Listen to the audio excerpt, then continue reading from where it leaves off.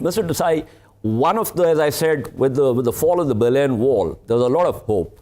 And from some of the writings that I've seen penned by you, there's always this sense that neoliberalism is now going to rule the roost.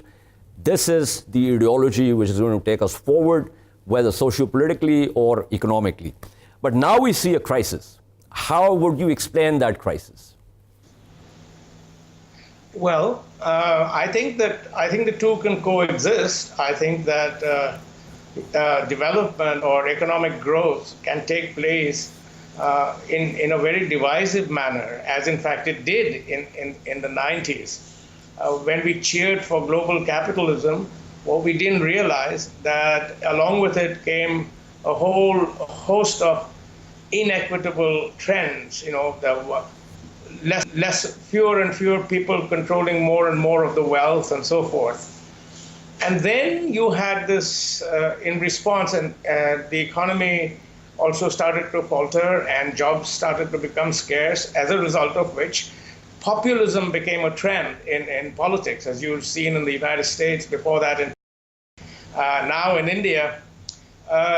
So people are now asking for support and votes in the name of divisions, economic divisions, religious divisions, cultural divisions, and so forth. We're seeing that in India, where, for example, the current election is underway, but the government, the ruling party, is asking for votes in the name of Hindu religion.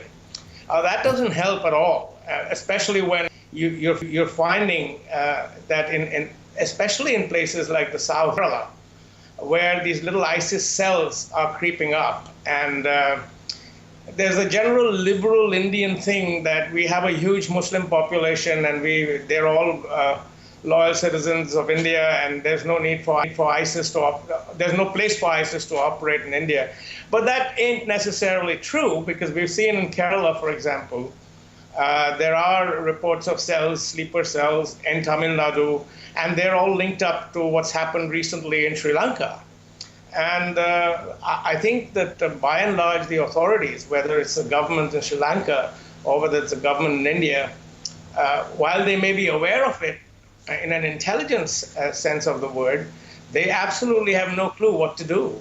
This is the problem. They've never dealt with this. And this ISIS, the Islamic State groups coming into India poses a huge dilemma for whatever the next Indian government that comes into power.